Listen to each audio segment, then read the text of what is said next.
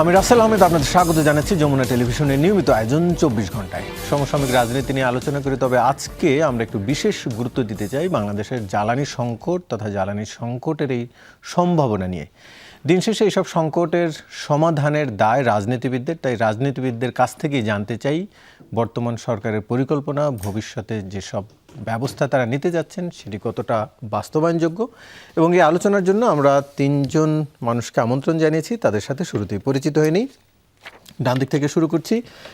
Doctor Tajnuva Zabin, সংগঠক alternatives, আপনাকে আলোচনায় স্বাগত। রয়েছেন জনাব মনিরা শারমিন, যুগ্ম আহ্বায়ক জাতীয় নাগরিক পার্টি, আপনাকে আলোচনায় স্বাগত।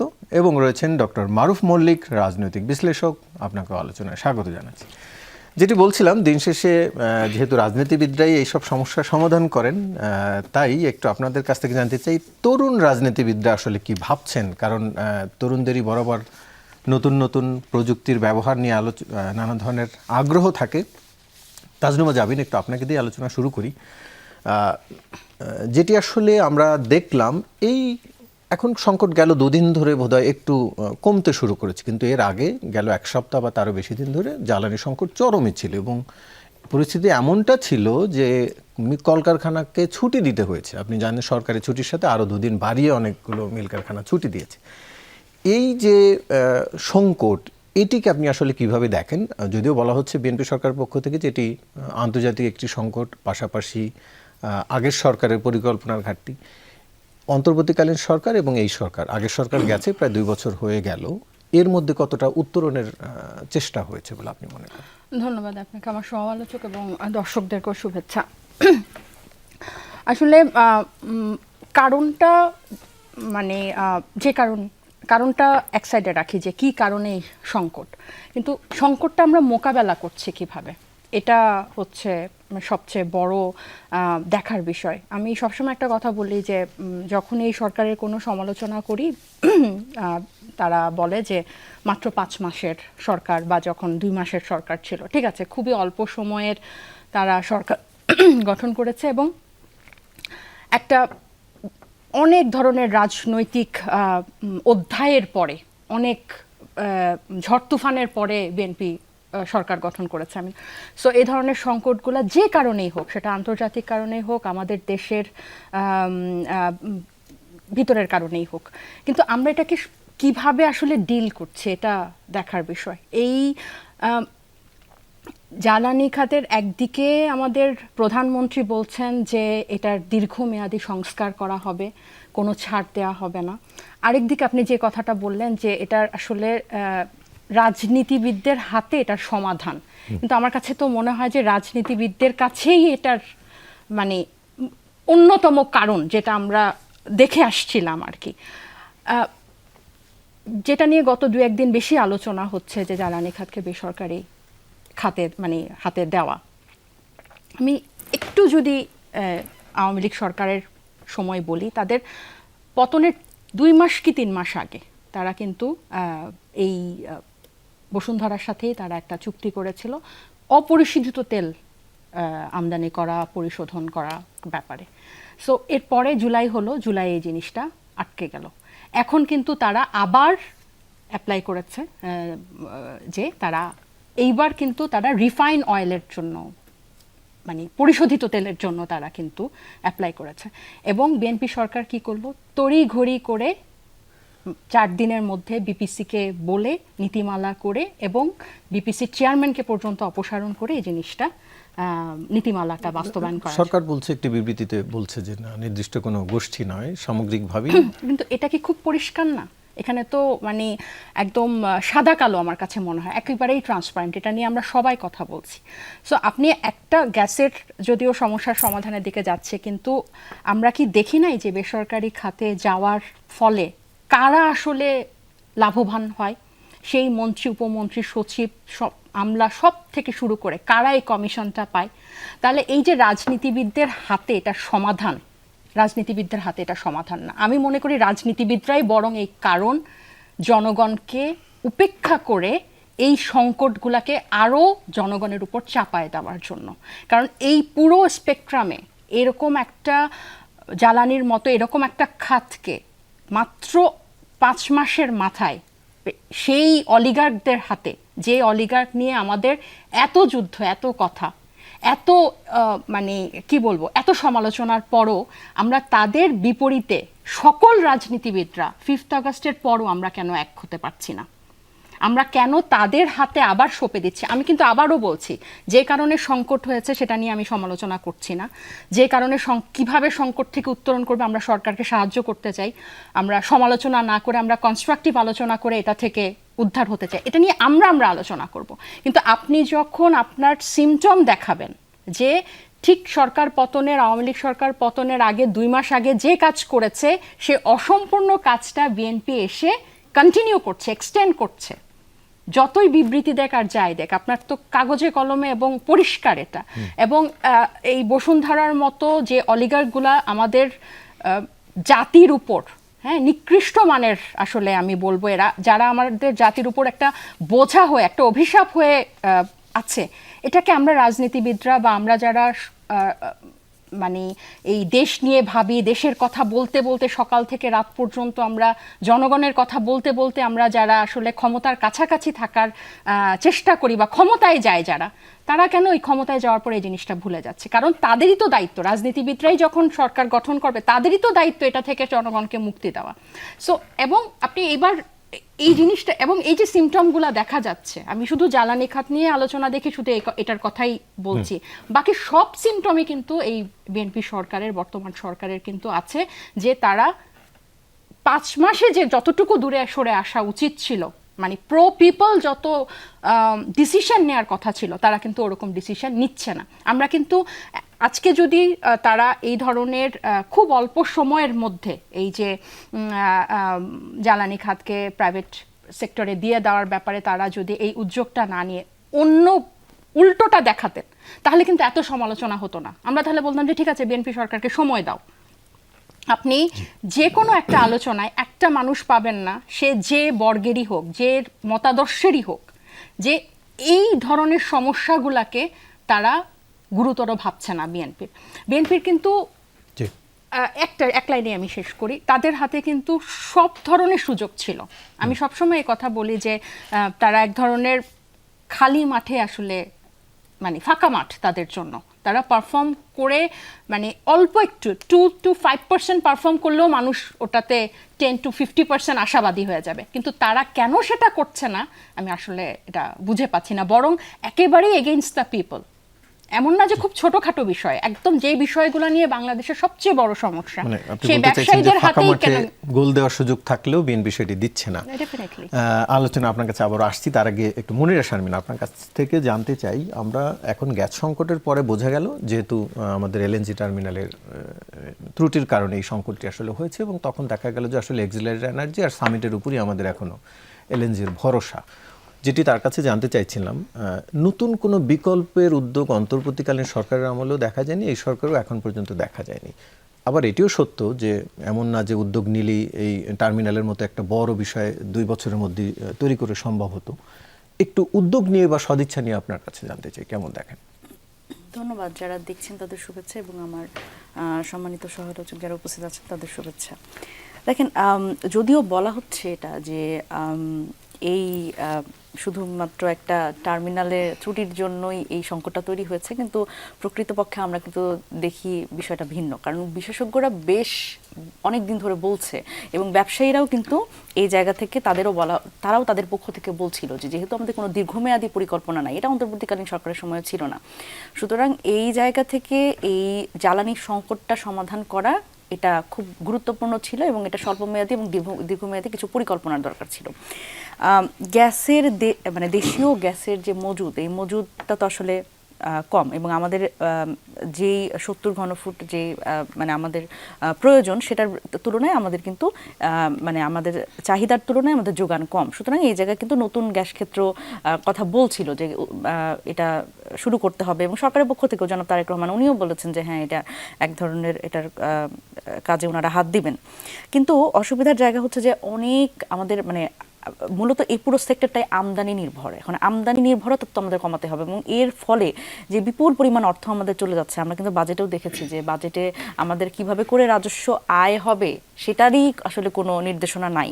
আর সেখানে আমাদের এই এত টাকা খরচ করে আসলে গ্যাস কিনতে হবে, এইটা যেরকম একটা অসুবিধার জায়গা। এবং বিদ্যুৎ খাতে তো আমরা বললাম যে এর আগে যেটা দেখেছি যে উৎপাদন খাত হচ্ছে তারা বেসরকারীকরণ করেছে, এবার এখন আমরা দেখছি যে বিতরণ খাত বেসরকারীকরণ করা হয়েছে এবং বেসরকারীকরণ করতে যাচ্ছে। এবং এর ফলে যেটা হয় যে আমাদের তো অভিজ্ঞতা ভালো না, আমরা দেখেছি যে এর ফলে লুটপাট এবং বেসরকারি খাতকে অনেক ক্ষেত্রে সিন্ডিকেট যারা আছে বা অলিগার্ক যারা আছে তাদের একটা মানে তাদের আসলে কি বলবো শক্তিশালীকরণ সরকারের পক্ষ থেকে সেটা করা হয়। তো সেই জায়গা থেকে কিন্তু আবার আমরা সেই প্রচেষ্টাই আবার দেখছি। এবং আমি যদি বলি যে এখানে আরেকটা সমস্যা হচ্ছে এই পুরো এই সিস্টেমটা আসলে কে রেগুলেট করে। ধরেন আমি যদি বাংলাদেশ পেট্রোলিয়াম কমিশনের কথা বলি বা এনার্জি রেগুলেটরি কমিশনের কথা বলি, এই প্রতিষ্ঠানগুলো তো শক্তিশালী না। সেই কারণে যেটা হয় যে জবাবদিহিতা নাই কোথাও। এবং আপনি দেখেন যে আপা যেটা বললেন, যেটা দিয়ে উনি শুরু করেছেন, সেটা হচ্ছে যে বসুন্ধরাকে এই 40,000 কোটি টাকা তাদের ব্যবসা করার যে সুযোগ করে দেওয়ার জায়গাটা আমরা দেখছি, সেখানে দেখা যাচ্ছে যে মানে এই জায়গাতে যখন বিপিসির যিনি চেয়ারম্যান উনি যখন এটার ব্যাপারে বলছিলেন যে এটার ব্যাপারে উনি রাজি না, তখন তাকে আবার সরে যেতে হয়েছে। সুতরাং এখানে যারা অতিরিক্ত দায়িত্ব হিসেবে আরেকজন দায়িত্ব নিয়েছে, সুতরাং এইখানে যখনই দেখা যাচ্ছে যে সরকারের যে পরিকল্পনা, সরকার আসলে কোনো না কোনোভাবে অলিগার্কদের সার্ভ করতে যাচ্ছে, এই জায়গায় যেই আসলে বাধা হয়ে দাঁড়াচ্ছে তাকেই কিন্তু আসলে সরিয়ে দেওয়া হচ্ছে। তার মানে প্রতিষ্ঠানগুলোর কিন্তু স্বাধীনতা নাই, প্রতিষ্ঠানগুলো যে জবাবদিহিতা করতে পারবে সেই সক্ষমতা প্রতিষ্ঠানগুলোর নাই। এই কারণেই বাংলাদেশে আমরা দেখেছি বহুদিন ধরে এই প্রতিষ্ঠানগুলোকে ধ্বংস করে রাখা হয়েছে। এখন আমাদের কি আসলে আদৌ আমাদের কোনো পরিকল্পনা নেওয়া হয়েছে কিনা, যেমন নবায়নযোগ্য জ্বালানির কথা আমরা বারবার করে বলি, বাট কিন্তু সবচেয়ে বড় অসুবিধার জায়গা হচ্ছে যে এইখানে আসলে আমরা খুব কম মানে সরকারের পক্ষ থেকে খুব কম আমরা দেখি যে এখানে নজর দেওয়া হচ্ছে। এই প্রসঙ্গে আসার আগে আপনার ওই আগের প্রসঙ্গে একটু জানতে চাই, এনসিপি আসলে দলীয়ভাবে তাদের অবস্থান কি? সরকারের এই যে বিদ্যুতের বিতরণ সেটিকে বেসরকারি খাতে নেওয়া কিংবা অন্যান্য খাত, সেই জায়গা থেকে আমি দেখেছি যে যদি এনসিপি একটি কর্মসূচি তারা পালন করেছে সংকটের এই সময়, কতটা আসলে পিপল কানেক্ট করতে পারছে এনসিপির এই আয়োজন বা এই যে প্রতিবাদ সেগুলো, কিংবা এই যে বেসরকারকে অরণের যে উদ্যোগ, সেখানে এনসিপির বিরোধিতাটা কি রাজপথে খুব একটা দেখা যাচ্ছে? দেখেন, রাজপথে এনসিপি যে কর্মসূচি পালন করেছে সেখানে কিন্তু জনগণের কাছে মানে যে কানেক্টেড বলছেন যে কর্মসূচি দিয়ে কানেক্ট করা, সেটা হচ্ছে মানুষ প্রতিবাদটা জানাতে চায়, বা এনসিপির জায়গা থেকে আসলে রাজনৈতিকভাবে প্রতিবাদটা জানাচ্ছে কিনা এটা দেখতে চায়। তো সেই জায়গা থেকে আমাদের একটা ডেমনস্ট্রেশন ছিল যে আমাদের এই যে গ্যাস নাই, চুলা জ্বলছে না, এবং এত টাকা দিয়ে আমাদের হচ্ছে যে গ্যাস আমদানি করতে হচ্ছে, এই বিষয়গুলো হচ্ছে একটা ডেমনস্ট্রেশন ছিল। কিন্তু এনসিপির পক্ষ থেকে আমরা কিন্তু বারবার করেই বলছি যে এই যে যেটা সরকারের দায়িত্ব, এখন ধরেন সরকারের টাকা কোথা থেকে আসবে বা এই প্রশ্নগুলোর সলভ করতে গিয়ে আপনি পুরো খাতটাকে বেসরকারীকরণ করে ফেললেন, এটার ফলে যেটা হবে সেটা হচ্ছে যে আমাদের এই যে বেসরকারি খাতে গেলে দেখা যাবে যে আমার এককভাবে আসলে বেসরকারি যে প্রতিষ্ঠান দায়িত্ব পাবে তার হাতে চলে যাবে পুরোপুরি। এবং সেখানে কিন্তু আসলে একেবারে আমি যদি বলি তৃণমূল পর্যায়ে যে বিদ্যুৎ সরবরাহ, দেখেন অলাভজনক যে জায়গাগুলো, সেগুলোতে আসলে একদম গ্রামীণ পর্যায়ে যদি বলি, সেখানে অনেক ক্ষেত্রেই আরো বেশি লোডশেডিং হয়। তো সেই জায়গাতে কিন্তু বিদ্যুতের কিন্তু এই জায়গাতে গ্রামে লোডশেডিং হয় না। হ্যাঁ, উনি তো আসলে একটা ইউটোপিয়ায় বসবাস করেন, আমাদের জ্বালানি মন্ত্রী আর কি। তো উনি তো আসলে এটা বুঝবেন না। এবং এই যে মানে এই বেসরকারি খাতকে একটা মানে গুরুত্বপূর্ণ করতে গিয়ে এবং বেসরকারি খাতকে এবং কিছু কিছু অলিগার্কদের হাতে এই পুরো ক্ষমতাটা দিয়ে যেটা করতে চাচ্ছে সেটা হচ্ছে যে এই সরকারের যে দায়টা, সেই দায়টা আসলে কমাতে চাচ্ছে। কিন্তু আলটিমেটলি সরকার তো আসলে এখানে ভর্তুকি দেয়, এতে করে জনগণের কিন্তু পকেট থেকে কম টাকা খরচ হয়। কিন্তু আপনি বেসরকারীকরণ করলে কিন্তু প্রতিষ্ঠানগুলো কি করবে, নিজের লাভ খুঁজবে। তো সেই জায়গা থেকে কিন্তু এনসিপির বারবার করে আমাদের বক্তব্য বলেন, বিভিন্ন ডেমনস্ট্রেশন বলেন, আমরা কিন্তু বলে যাচ্ছি। তো এই জায়গায় মানে বেসরকারীকরণ করলে এই লুটপাট প্রচারটা আরো বেশি করা যায় এবং হচ্ছে এই সিন্ডিকেটগুলোকে আরো লাভবান করে দেওয়া আবার যায়। সরকারি খাতেও তো নানান ঘাটতি, সক্ষমতার ঘাটতি, হ্যাঁ, সেখানে সক্ষমতা দুর্নীতি, সক্ষমতা অনিয়ম। কিভাবে হয় বলেন তো? দেখেন, এটাই হচ্ছে খুবই অসুবিধার জায়গা। তার মানে কি যে জনাব মির্জা ফখরুল ইসলাম আলমগীর উনি যেরকম করে বলছিলেন যে তারেক রহমান ছাড়া আর কোনো কিছু পরিবর্তন হয় নাই, মানে দুর্নীতির জায়গায় আছে, ঘুষের জায়গাতেই আছে, তাহলে আলটিমেটলি বিএনপি সরকার এসে তাহলে তারা কি করলো? ওনাদের তো দায়িত্ব ছিল যে এই যে প্রতিষ্ঠানগুলো শক্তিশালীকরণ, এই ঘুষ দুর্নীতি এই জায়গাগুলোতে ওনাদের হস্তক্ষেপ করা, কিন্তু আলটিমেটলি ওনারাও যদি এখানে ফেল করে তাহলে এটা বুঝতে হবে যে মানে শস্যের মধ্যেই ভূত কিনা। জি, কি করলো সেটা একটু ডক্টর মারুফ মল্লিক আপনার কাছ থেকে জানতে চাই। এটি সত্যি যে সরকার নতুন কূপ খননের উদ্যোগ নিয়েছে, প্রায় পেট্রোবাংলা বলছে যে প্রায় 100টি নতুন কূপ, কিন্তু এর মধ্যে অফশোরের যেগুলো সেগুলো তো একেবারেই দীর্ঘমেয়াদী, মানে কত বছরে মিলবে, আবার এ ছাড়া নোয়াখালী সহ যেসব জায়গায় কূপ খননের উদ্যোগ নিয়েছে সেটিও পেতে সময় লাগবে। কিন্তু স্বল্প মেয়াদে যে সংকটগুলো হচ্ছে, যেমন এবার যেটি হলো, এর জন্য কোনো সরকারের মাথায় বিকল্প কোনো ভাবনা আছে কিনা? পাশাপাশি একটু জানতে চাই ফাঁকা মাঠে গোল দিতে সরকার পারছে কিনা। জি, ধন্যবাদ আমাকে অনুষ্ঠানে আমন্ত্রণ জানাবার জন্য, এবং আমার সঙ্গে যে দুইজন সুবক্তা এবং বিজ্ঞ আলোচক আছেন তাদেরকেও শুভেচ্ছা। অ্যাকচুয়ালি ধরেন এনার্জির যে সংকটটা হচ্ছে, জ্বালানির সংকটটা হচ্ছে, এইটা আমাদের যে জীবাশ্ম জ্বালানির উপর যে নির্ভরশীলতা, এইটার আসলে কোনো সাময়িক সমাধান এই মুহূর্তে আমি মনে করি না আর সম্ভব।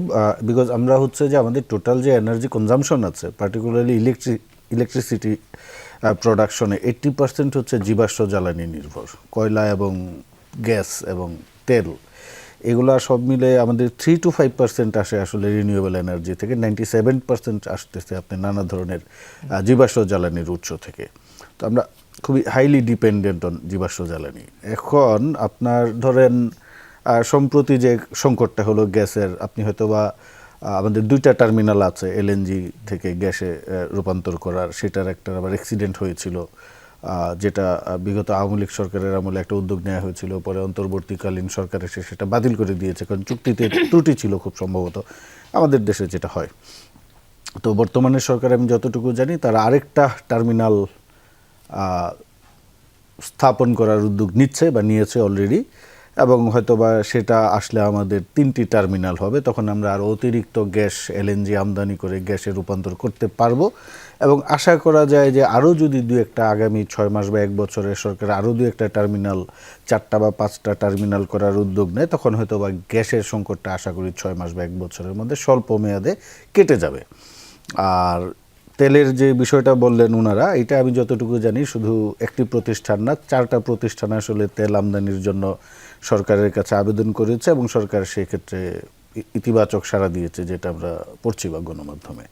এখন বাংলাদেশে কিন্তু প্রাইভেট খাতে রিফাইনারি আছে, এমন যে নাই তা না, ওরা কিন্তু ওখানে কিন্তু সরকার তেল রিফাইন করে নিজেরা কিনে বিপণন করছে। এটা নিয়ে এখন ধরেন আলাপ হতে পারে যে এটা কি সরকার পুরোপুরি প্রাইভেট খাতে ছেড়ে দিবে, নাকি দেখা গেছে যে যাদেরকে আমদানির অনুমতি দেওয়া হয়েছে তারা আনলো, আমদানি করলো, ইম্পোর্ট করলো, বিপণনের দায়িত্বটা সরকারের হাতেই থাকলো। এটা নিয়ে আসলে কথাবার্তা বলাই যায়। সরকার একটা সিদ্ধান্ত নিয়েছে মানে এই না যে ওখান থেকে আর রদ করা যাবে না, এটা নিয়ে আলাপ আলোচনা হতে পারে এই বিপণনের বিষয়টা। তো এই ধরেন সরকার যদি বেসরকারি খাতে তেল বিপণনের দায়িত্ব দিয়েও দেয়, এবং তেল যদি আরও বেশি করে সরকারি বেসরকারি খাত থেকে আমদানি করেও, এবং যদি গ্যাস আমদানি করেও, সেটা আপনার একটা সাময়িক সমাধান হবে বটে। কিন্তু আমি যেটা বলবো যে দীর্ঘমেয়াদে আমাদের এনার্জি ক্রাইসিসটা কিন্তু নতুন না, আমরা কম বেশি সবাই ছোটো থেকেই কিন্তু জ্বালানি সংকটটা দেখে আসতেছি আমাদের দেশে। এই ইলেকট্রিসিটির লোডশেডিং থাকে, গ্যাসের সংকট থাকে। এখন আপনি যেটা বললেন যে আমাদের গ্যাস কূপগুলো শেষ হয়ে যাচ্ছে, ফুরিয়ে আসতেছে, অফশোরে যাওয়া, এটা দরপত্র হয়েছে, কিন্তু অফশোরের বিষয়টা নেহায়েত যে আপনি গ্যাস অনুসন্ধান করবেন, সেটা আমি প্রায় এনার্জি খাত নিয়ে লেখালেখি করি বা এটা ফলো করি অলমোস্ট 27 বছর হবে। তো এর মধ্যে কিন্তু অনেকবারই অফশোরে এই কূপ খনন বা কন্ট্রাক্ট শেয়ারিং এর একটা উদ্যোগ নানা সরকারি নিয়েছিল, কিন্তু শেষ পর্যন্ত হয় না। বিদেশি কোম্পানিগুলো খুব একটা আগ্রহ দেখায়নি। বিদেশি কোম্পানি না, শুধু এখানে আপনি কিছু জিও সিকিউরিটি এবং জিও পলিটিক্সেরও বিষয় আছে। কারণ আপনি যখন বঙ্গোপসাগরে বা এই অঞ্চলে কূপ খনন করতে যাবেন, সেই জায়গায় ভারত বা মিয়ানমারের কিছু ইস্যু আছে, এবং সেটা সেটেল করেই সরকারকে যাইতে হয়। এটা ধরেন আপনার ভূখণ্ডে গ্যাস অনুসন্ধান বা গ্যাস পেলে আপনি যত দ্রুত সেটাকে কূপ খনন করে সেটা উত্তোলন করতে পারেন বা আপনি সাপ্লাই লাইনে যুক্ত যুক্ত করতে পারেন, সমুদ্রের বিষয়টা একটু আমাদের হচ্ছে যে আন্তর্জাতিক রাজনীতি এবং লোকাল রিজিওনাল রাজনীতির আলোকে দেখতে হবে। তো এইগুলা হচ্ছে আমাদের একটা উদ্যোগ, কিন্তু এর বাইরে আমি যেটা বলবো যে দীর্ঘমেয়াদে আমাদের আসলে রিনিউয়েবল এনার্জির দিকে যেতে হবে।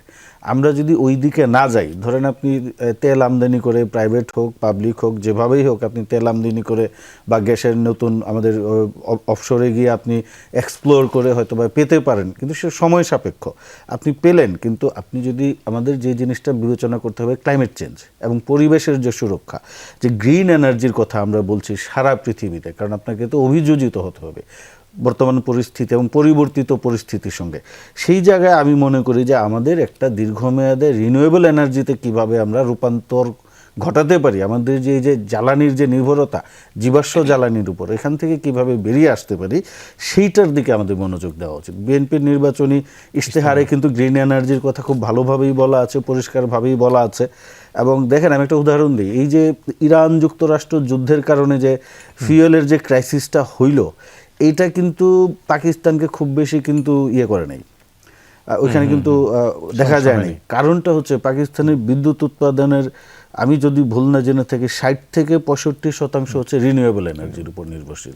তাহলে দেখেন তাদের অলমোস্ট 35% হচ্ছে ফসিল ফুয়েলের একটা বড় অংশই সাধারণ মানুষ তার নিজের উদ্যোগে, হ্যাঁ নিজের উদ্যোগে করে। ইন্ডিয়াতে 35% আছে।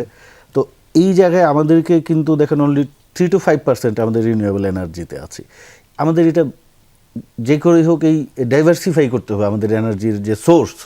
এটাকে যদি আমরা না করি, তাহলে কিন্তু আসলে আপনি জীবাশ্ম, আপনি যতই কূপ খনন করেন, সাগরে করেন, আপনার ল্যান্ডে করেন, নতুন নতুন গ্যাস যদি খুব উত্তোলনও করেন, কিন্তু আপনাকে যে জলবায়ু যে পরিবর্তন বা পরিবেশের ভারসাম্য রক্ষার যে বিষয়গুলো আছে, আবার আপনি দেখেন কিন্তু কোল বেস পাওয়ার প্ল্যান্ট খুব বেশি সামনে আর করতে পারবেন না, কারণ পরিবেশ দূষণ করে। তো সেই জায়গা থেকে আমি মনে করি যে দীর্ঘমেয়াদে আমরা হয়তো বা এগুলা করে টুকটাক সাময়িক সমস্যার সমাধান করছি, কিন্তু দীর্ঘমেয়াদে আমাদেরকে রিনিউয়েবল এনার্জির দিকে গুরুত্ব আরোপ করতে হবে, এবং সরকারের সেটা মাথায় আছে।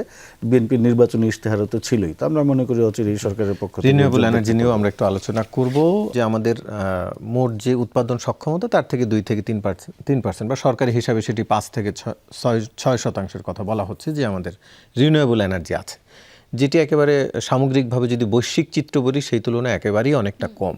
সরকার যদিও বলছে যে তারা 2030 সালের মধ্যে 20% নিয়ে যাবে, সেটি আসলে আপনি কতটা বাস্তবায়নযোগ্য বলে মনে করেন বর্তমান পার্সপেক্টিভে, মানে এখন পর্যন্ত যে অবকাঠামো রেডি আছে? এটা আসলে ওই ঘুরে ফিরে ওই জায়গায় যায়, রাজনৈতিক সদিচ্ছা যদি থাকে তাহলে কিন্তু সম্ভব। আমি কেন রাজনৈতিক বলছি, আমার কাছে মনে হয় যে যারা, যেটা ওই প্রথম ভাগে বললাম, রাজনীতি যারা করে বা রাজনীতিবিদরাই তো ওই নীতি নির্ধারক পর্যায়ে যায় বা সরকার গঠন করে ঘুরে ফিরে। সো ওই যে মারুফ ভাই যেটা বললো যে বিএনপির নির্বাচনী ইশতেহারে ছিল, এটাই আমার জন্য অন্যতম অশনি সংকেত মনে হয় যে বিএনপির নির্বাচনী ইশতেহারে থাকা।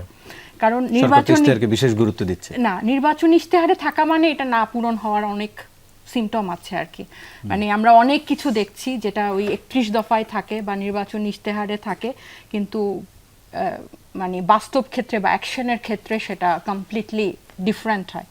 সো যেটা আপনি বলছিলেন যে আমরা যেটা আলোচনা করছিলাম যে রিনিউয়েবল এনার্জির কথা, সো আপনি যে কয়টা সোর্স আছে, সোলার প্যানেল বলেন বা উইন্ড এনার্জি বলেন, হাইড্রো পাওয়ার বলেন, এগুলা থেকে মানে কিভাবে হবে, রোডম্যাপটা কি বা এটার প্ল্যানিংটা কি, এটা নিয়ে কিন্তু কি আমরা কি খুব একটা আলোচনা দেখছি, বা এটার যারা এক্সপার্ট তাদেরকে আমরা এঙ্গেজ করতে দেখছি সরকারকে? আমি তো এগুলোর বিশেষজ্ঞ না, আমরা জাস্ট এটা বলতে পারি যে এই আপনি যেটা বলছিলেন পাকিস্তানে এটা হচ্ছে বা বাইরের দেশে এটা হচ্ছে। একমাত্র সোলার প্যানেলকেই যদি আমরা অনেক প্রতিষ্ঠানগুলোকে, যেসব প্রতিষ্ঠানে একদম লাগাতার এরকম এনার্জি রাখছে, সেগুলোকেও যদি আমরা এটার আওতায় আনতে পারি, কিন্তু আমরা কি এরকম কোনো পরিকল্পনা বা বাস্তবায়নের সদিচ্ছা কি আমরা দেখছি? আমরা কিন্তু দেখছি না। বরং আমি কিন্তু এই যে আমি আপনারা কথা বলতে বলতে আমি একটা চিঠি বের করলাম, যেটা বিপিসিকে মন্ত্রণালয় দিয়েছে, বিদ্যুৎ জ্বালানি ও খনিজ সম্পদ মন্ত্রণালয়, Bashundhara oil and gas company limited কর্তৃক পরিশোধিত জ্বালানি তেল, diesel, octal, petrol, furnace oil নিজস্ব ব্যবস্থাপনায় আমদানিপূর্বক বিক্রয় ও বিপণন ব্যবসা পরিচালনার অনুমতি প্রদান। বিপিসি থেকে তারা জানতে চেয়েছে কিভাবে এটা করা যাবে। আর বাকি 4টা প্রতিষ্ঠানের কথা বলেছে, আমি জানি না বাকি 3টা প্রতিষ্ঠানের কি অবস্থা, কিন্তু এগুলো আমাদের জন্য অশনি সংকেত। আমরা কিন্তু রিনিউয়েবল এনার্জি, দীর্ঘমেয়াদী রিনিউয়েবল এনার্জি, এটাই তো মেইন স্ট্রিম হওয়ার কথা ছিল। আমরা এটা নিয়ে তর্ক করব যে আমরা কোনটাকে কিভাবে কাজে লাগাবো। আমরা এই 2030 সালের মধ্যে 20%, এগুলো না আমার কাছে ভেগ টার্ম লাগে। যে এত, ওই যে যেরকম আওয়ামী লীগ সরকার বলতো না যে এতর মধ্যে স্মার্ট বাংলাদেশ করব, ডিজিটাল বাংলাদেশ করব, কি জানি। সো এগুলো আসলে ভেগ টার্ম। আমাদের এখন আসলে এই সময়টা নাই, বিশ্ব অনেক অনেক আগায় গেছে বাংলাদেশ থেকে। সো আমাদের স্পেসিফিক প্ল্যান লাগবে, আমাদের এক্সপার্টদেরকে এখানে মানে ইনভলভ করতে হবে, যে যেটার ইনভলভ। কারণ একমাত্র রাজনীতিবিদ যে বা যে নীতি নির্ধারক, যে সরকার চালাচ্ছে, সে যে সব কিছু জানবে তা তো না।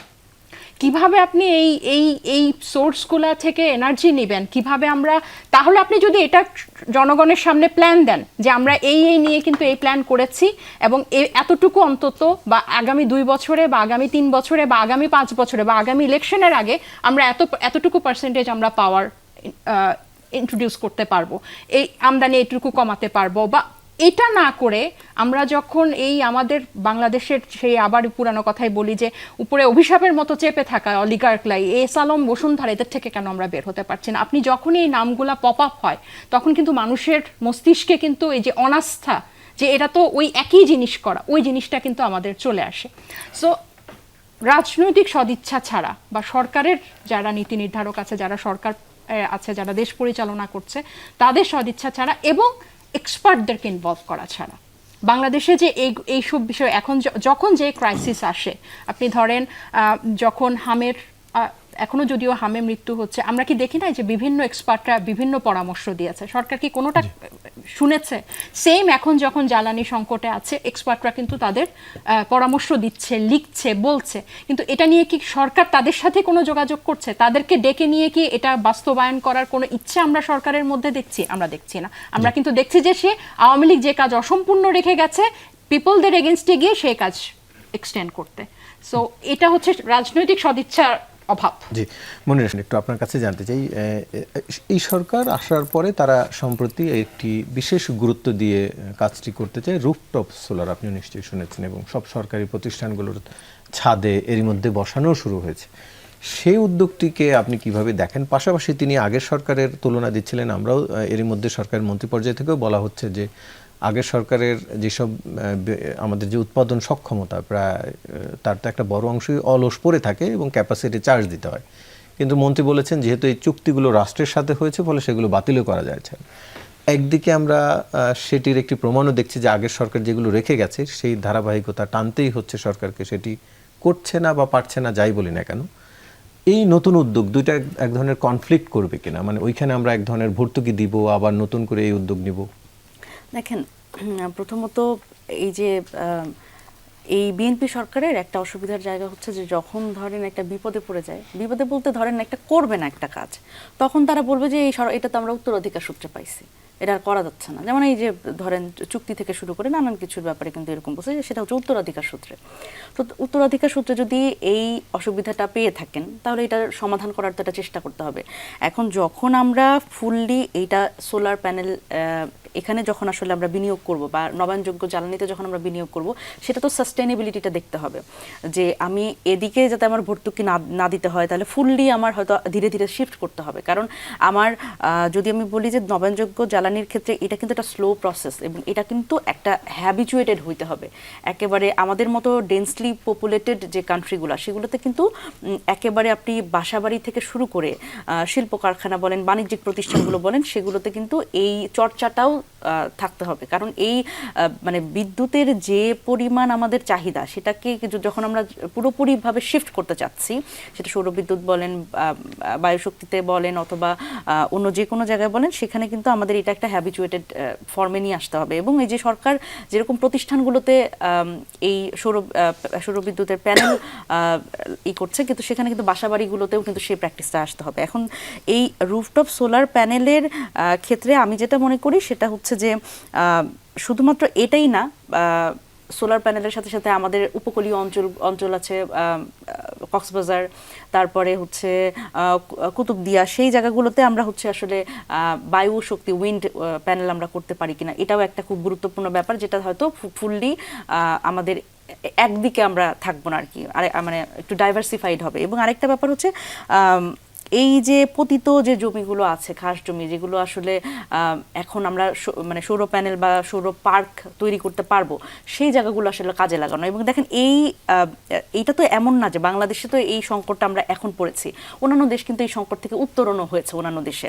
আমরা যদি দেখি যে ডেনমার্কে 1970 সালে তারা কিন্তু এই পুরোপুরি বায়ুশক্তির উপরে, উইন্ড মিলের উপরে তারা ডিপেন্ডেন্ট এখন, এবং তারা কিন্তু সফলভাবে এটা আসলে করেছে। এখন সেই জায়গাগুলো থেকে আমরা কি আসলে সেই প্রেসিডেন্সগুলো সেগুলো আমরা নিচ্ছি কিনা এবং সেই উদাহরণগুলো আমরা আসলে অ্যাডপ্ট করছি কিনা, তো এটা একটা ব্যাপার। এবং আরেকটা ব্যাপার হচ্ছে আমি যদি বলি যে ডেনমার্ক বলেন, পর্তুগাল বলেন, উরুগুয়েতে বলেন, নেট মিটারিং একটা আছে, যে ধরেন যেটা অতিরিক্ত যেই আমার বিদ্যুৎটা থাকবে সেটা আমি বিক্রি করতে পারবো। এবং এভাবে করে কিন্তু পাকিস্তান এখন অনেক 2024 সালেই তারা হচ্ছে স্বয়ংসম্পন্ন হয়েছে এবং তারা লাভজনক জায়গায় চলে গেছে, যে আমার ব্যবহারের যে অতিরিক্ত সোলার প্যানেল দিয়ে আমি ব্যবহার করছি, কিন্তু অতিরিক্ত যে বিদ্যুৎটা সেটা আমি হচ্ছে ন্যাশনাল গ্রিডে আমি বিক্রি করতে পারবো। সেই ক্ষেত্রে আমাদের একটা এখানে গুরুত্বপূর্ণ রিনিউয়েবল এনার্জির ক্ষেত্রে আরেকটি বড় বাধা হিসাবে দেখা হয় যে এর খরচ অনেক বেশি, সেটি সরকারিভাবেও দেখা হতো, ব্যক্তি পর্যায়েও সেটিভাবে দেখা হতো। সেটি কি একটা বাধা বলে মনে করেন? দেখেন, আমার রিনিউয়েবল এনার্জির সবচেয়ে গুরুত্বপূর্ণ জায়গাটা কি,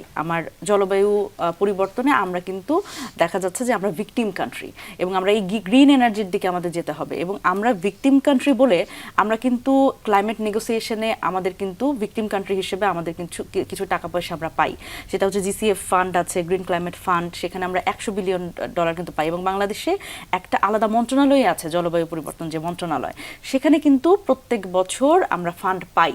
তো এই ফান্ডগুলো দেখা যায় যে খুব ছোট ছোট আকারে, সরকারের সাথে কোনো সমন্বয় না থাকার কারণে আমরা দেখি যে ছোট ছোট এনজিওগুলোতে ছোট ছোট কাজকর্ম হয়, এবং দেখা যায় বেশিরভাগ ক্ষেত্রেই এটা একটা আমলাতান্ত্রিক জায়গায় পড়ে এইখানেও টাকা পয়সা, এই যে আমাদের রাজনীতিবিদ বলেন এবং আমলাতন্ত্রের যে একটা সংযোগ বলেন, সেখানে টাকা লোপাট হওয়ার একটা জায়গা তৈরি হয়। তো এখানে আমাদের কিন্তু খাত আছে, আমরা যদি গ্রিন এনার্জির দিকে যাই সেখানে কিন্তু আমাদের যথেষ্ট খাত আছে, এবং আমরা যদি চাই আমরা কিন্তু ইন্টারন্যাশনালি সেটা ক্লেমও করতে পারবো, যেহেতু আমরা ক্লাইমেট ভিকটিম কান্ট্রি। তো এই জায়গায় আমাদের রিনিউয়েবল এনার্জির জন্য যদি আমরা বিনিয়োগও চাই, সেক্ষেত্রেও কিন্তু ইন্টারন্যাশনালি আমরা সেই বিনিয়োগটা পাবো।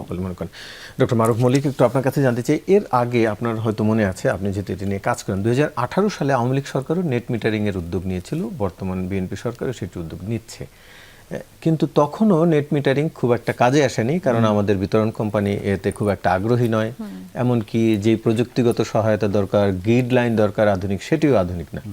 এখনো আমরা জানি নতুন করে আধুনিক গ্রিড লাইন করা হয়েছে, সেটি শেষ হয়নি বা সেই কাজ কত দূরে গিয়েছে। এটি না করি সরকারের নেট মিটারিং স্বপ্ন কতটা বাস্তবায়ন সম্ভব হবে বলে মনে হয়? আমাদের কিন্তু ডিস্ট্রিবিউশন এবং সঞ্চালনের যে পরিস্থিতি, এটা খুব একটা খারাপ না। আমাদের কিন্তু মূল সমস্যা হচ্ছে প্রোডাকশনে, ডিস্ট্রিবিউশন এবং আপনার এই সঞ্চালনে, কিন্তু বিতরণ এবং সঞ্চালনে বিদ্যুতের কিন্তু নেট মিটারিং এর উপযোগী ইনফ্রাস্ট্রাকচার যেটা আছে, হ্যাঁ, এইটাকে হয়তো খুব বেশি মডিফাই করতে হবে না, আপনি অল্প কিছু একটু চেঞ্জ করলেই হয়তো সম্ভব হবে। কিন্তু আমাদের এগেইন আমি যেটা বলবো যে সরকার যে নেট মিটারিংয়ে যাচ্ছে, এখন নেট মিটারিংটা কারা বিক্রি করবে? এটাকে আপনি সোলার দিয়ে প্রডিউস করে আপনি বিক্রি করবেন, না ক্যাপটিভ পাওয়ার প্ল্যান্ট যাদের আছে আমাদের বিভিন্ন বড় বড় প্রতিষ্ঠানে তারা বিক্রি করবে? এইটা আসলে আমাদের একটু চিন্তা ভাবনা করতে হবে। এখন আপনি যদি ক্যাপটিভ পাওয়ার প্ল্যান্টেই যান এবং এগেইন ওরা যদি কোল বা ফিউয়েল এনে এই তেল বা গ্যাস দিয়ে যদি ফার্নেস ফুয়েল দিয়ে যদি বিদ্যুৎ উৎপাদন করে, তাহলে কিন্তু আপনারা আসলে এই ফসিল ফুয়েলের ডিপেন্ডেন্সি থেকে বেরিয়ে আসতে পারছেন না। তাইলে পরে আমাদের আসলে যে এনার্জি ফিলোসফিটা চেঞ্জ করতে হবে আমাদের। এইখানে আমাদের একটা ক্রাইসিস এখন যে সৃষ্টি হয়েছে, এটা আমাদের আমি মনে করি বিশাল বড় একটা সুযোগ।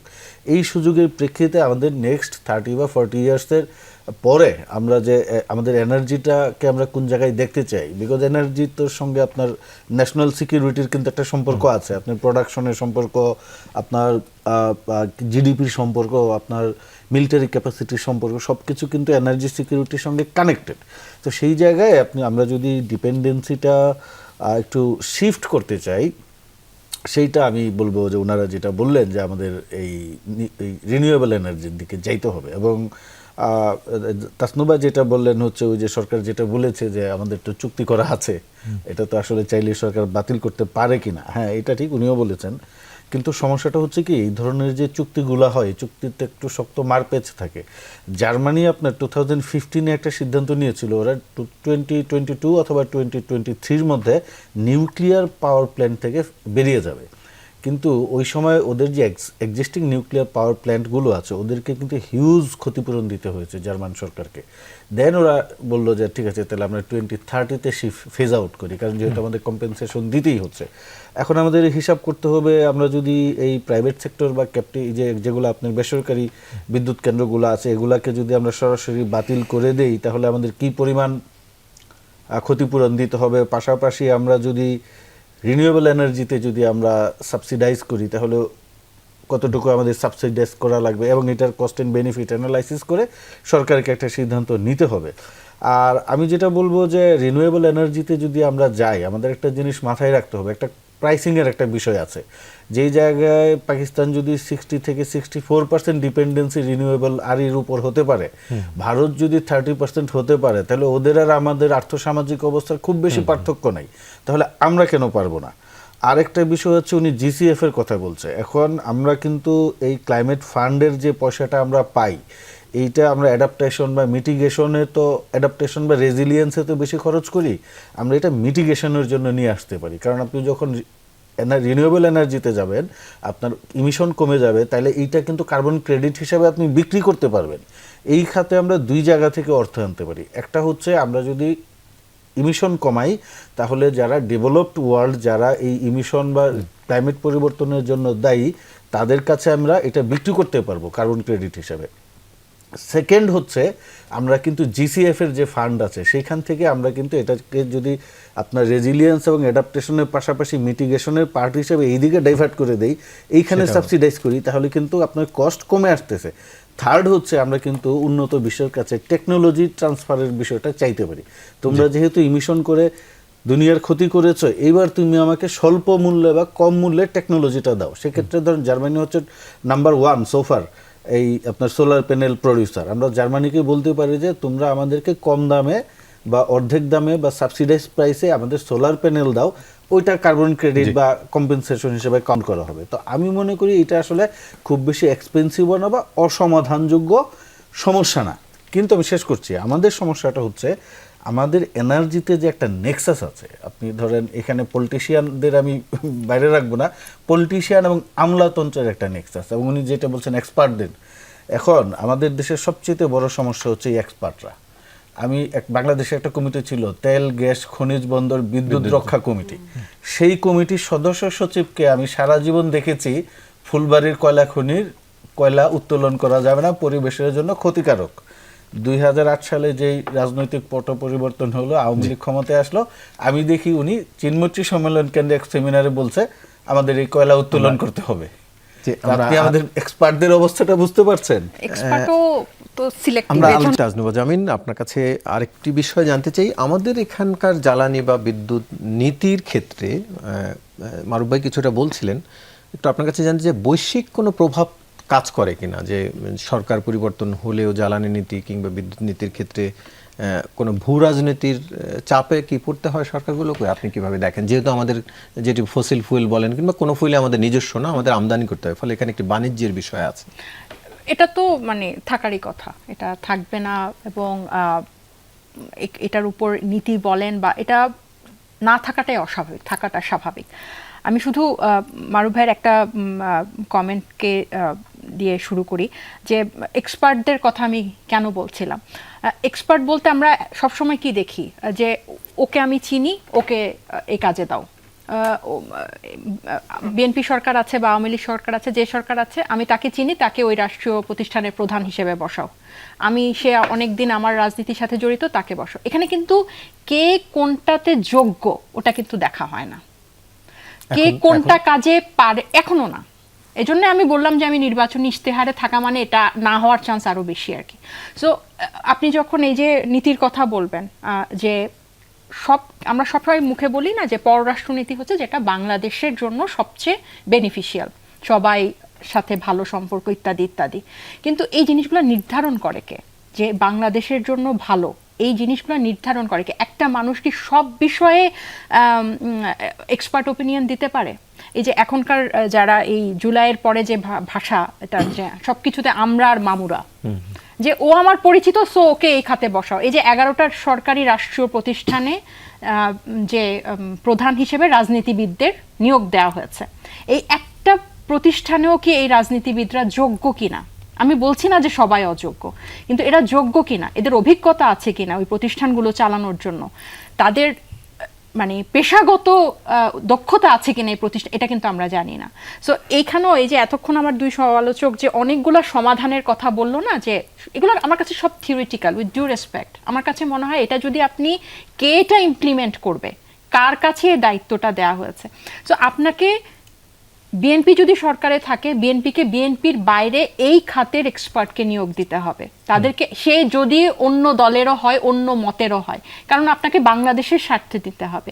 সেম আপনি যখন বলেন যে নীতির কথা, যে এটা আমার দেশের জন্য ভালো হবে কিনা, ডেফিনেটলি বাংলাদেশ ইজ মানে এমন একটা, আমরা তো দেখছি জুলাইয়ের পরে সব দেশেরই যে আগ্রহ এখানে আছে, যে আপনি নেভারিং কান্ট্রি বলেন বা প্রভাবশালী কান্ট্রি বলেন, সেটা থাকাটাই স্বাভাবিক। সব দেশের সাথেই এক ধরনের এসব বিষয় নিয়ে নেগোসিয়েশন থাকবে, আলোচনা থাকবে, কিন্তু বাংলাদেশের স্বার্থে সেটা কে নির্ধারণ করছে, এটা হচ্ছে আমাদের দেখার বিষয় বা আলোচনার বিষয়।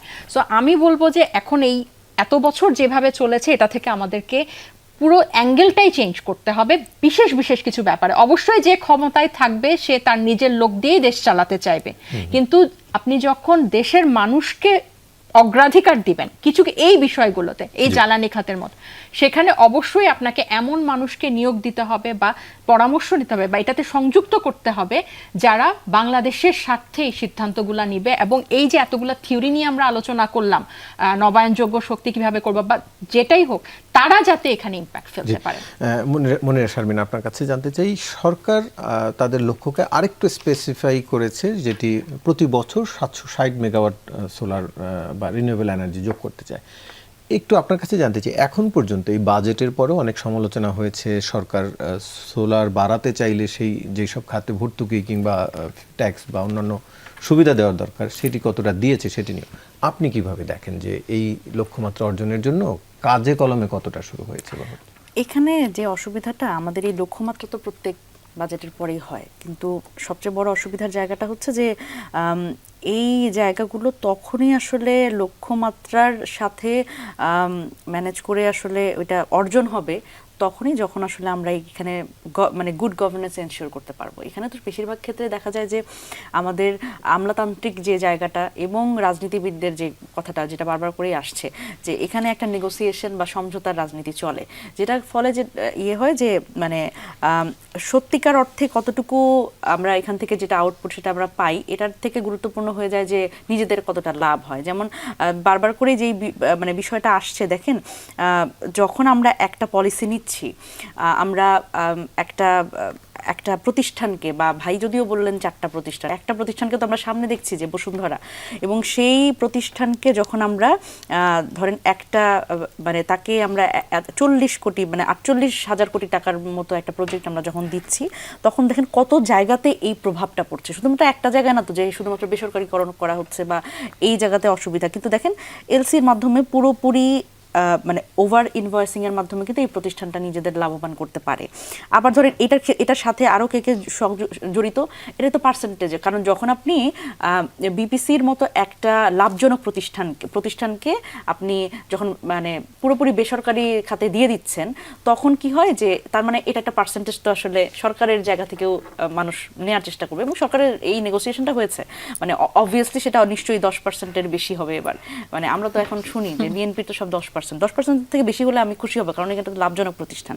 এবং এই যে একক প্রতিষ্ঠানের হাতে যে নিয়ন্ত্রণ, এই সরকারি নিয়ন্ত্রণ মানে সরকারের কিন্তু কোনো নিয়ন্ত্রণ থাকবে না এবং প্রতিষ্ঠানের নিয়ন্ত্রণ বাড়বে। এবং দেখেন আরেকটা অসুবিধার জায়গা তৈরি হয় যে ধরেন এই ধরনের বেসরকারি খাতে যখন আমরা প্রভাব বেশি দেখি, তখন কিন্তু মানে বাংলাদেশের যে সরকারি ব্যাংকগুলো, সেগুলো কিন্তু যে আমদানির জন্য যে অর্থ সেটা কিন্তু তুলে নিতে থাকে।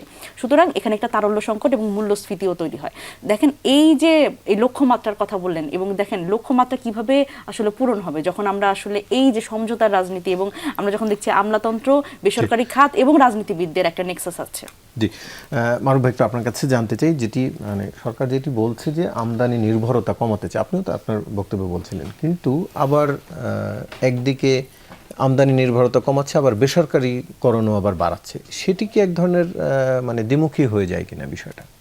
না, আমদানি নির্ভরতা কমাতে হয়তো বা ওনারা যেটা বলতে চেয়েছেন যে এখন তো একমাত্র সরকার আমদানি করে থাকে, এখানে যদি প্রাইভেট সেক্টরকে আপনি ইনক্লুড করতে পারেন তাহলে সরকারের চাপটা কমে। এবং ধরেন লিবারেল ইকোনমিতে ধরেন লিবারেল ইকোনমিতে তো আসলে প্রাইভেট পাবলিক পার্টনারশিপের একটা পার্টিসিপেশন থাকতে হবে। আপনি যদি সরকারকে একরকম মনোপলি দিয়ে দেন তখন কিন্তু ওই যে ওনারা যেটা বললেন করাপশনের সুযোগটা বাড়ে।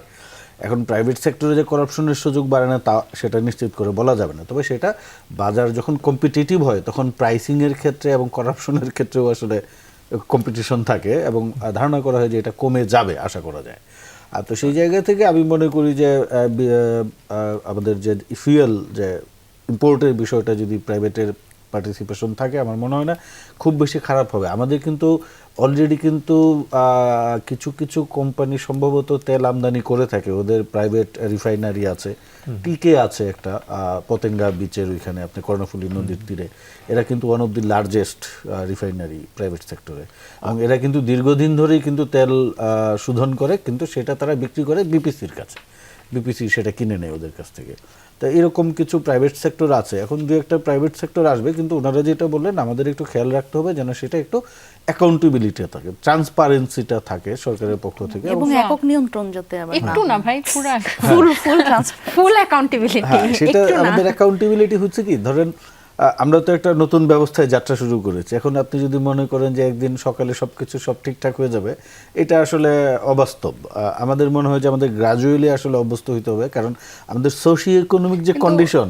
সকালবেলা কিন্তু বসুন্ধরা এই চিঠিটা আমরা দেখছি আর কি, হ্যাঁ আমরা সকালবেলা যদি উঠে অন্যটা দেখতাম তাহলে মানে একটু আশ্বস্ত হতাম যে আচ্ছা না ঠিক আছে, বিএনপিকে সময় দেওয়া দরকার, কিন্তু আমরা সকালবেলা উঠে দেখতেছি যে আওয়ামী লীগের এক্সটেনশনে কাজ চলতেছে। এটা কি আমাদের জন্য বসুন্ধরার বিষয়টা নিয়ে যতটা আলোচনা হচ্ছে আরো 3টি প্রতিষ্ঠানের সঙ্গে আছে, সরকার বলছে যে অন্যগুলোকে নিয়ে খুব বেশি আলোচনা হচ্ছে না। হ্যাঁ, এখন ধরেন যে বসুন্ধরা যেহেতু সবচেয়ে আলোচিত সমালোচিত একটি প্রতিষ্ঠান, যেই কারণে অনেকে মনোযোগ আকর্ষণ করছে। আর যেটা হচ্ছে জাভিন যেটা বললেন যে উনি ম্যানিফেস্টোতে পরিকল্পনা থাকায় উনি হতাশ এবং দ্বিধান্বিত আসলে সেটা বাস্তবায়ন হবে কিনা, ওনার কথা তো আসলে উড়িয়ে দেওয়ার সুযোগ নেই, কারণ আমাদের যে প্রিভিয়াস যে হিস্ট্রি, আমাদের যে নির্বাচনী ম্যানিফেস্টোগুলো এটা আসলে যে কাজীর গরুর মতো কিতাবে আছে, সব রাজনৈতিক দলের ক্ষেত্রে কিন্তু ধরেন 5ই আগস্টের পরে কিন্তু আমরা যেহেতু নতুন দিনের রাজনীতি শুরু করেছি, আমি আশাবাদী যে বিএনপি এবার তার ম্যানিফেস্টোটা বাস্তবায়ন করবে এবং ইতিমধ্যে তার কিছু লক্ষণ নমুনাও আছে। এইখানে ধরেন তারা ফ্যামিলি কার্ড, ফার্মার্স কার্ড এগুলা দিচ্ছে, এখন আপনি বলতে পারেন এগুলা দিচ্ছে, অন্যগুলা কবে করবে? হয় কি, প্রত্যেকটা পলিটিক্যাল পার্টিরই কিছু প্রায়োরিটি লিস্ট থাকে, তারা কখন কোনটা করবে, তো সেই হিসাবে তারা হয়তো বিএনপি চিন্তা করছে যে আমরা ফার্মার্স কার্ড, ফ্যামিলি কার্ড বা আরো যেগুলো কার্ড আছে সেগুলো দিব পর্যায়ক্রমে, যে ধরেন আপনার যে আরো যে সোশ্যাল সেফটি নেটের আওতায় কাজগুলি আছে, কারণ এগুলা দিয়ে কিন্তু মানুষজন সরাসরি বেনিফিট আসবে বলে মনে করেন। 5 সেকেন্ড আমি ইন্টারাপ্ট করে নিয়েছি। বিএনপির এই যে জুলাই, আপনি যেহেতু 5 আগস্টের কথা বললেন, যেভাবে গণভোটটাকে নাই করে দিল জুলাই সনদ, এবং সংসদে দাঁড়ায় তারা কিন্তু বলল যে আমরা নির্বাচন যাতে স্থিতিশীল হয় হওয়ার জন্য আমরা রাজি হয়েছি, সংসদ সদস্যরা মানুষ, এগুলা কিন্তু আমাদের জন্য অসংখ্য সংকেত। আপনাদের তিনজনকে আলোচনা অংশ নেওয়ার জন্য ধন্যবাদ। দর্শক, এই ছিল আজকের 24 ঘন্টার আয়োজন, সাথে থাকার জন্য ধন্যবাদ সবাইকে।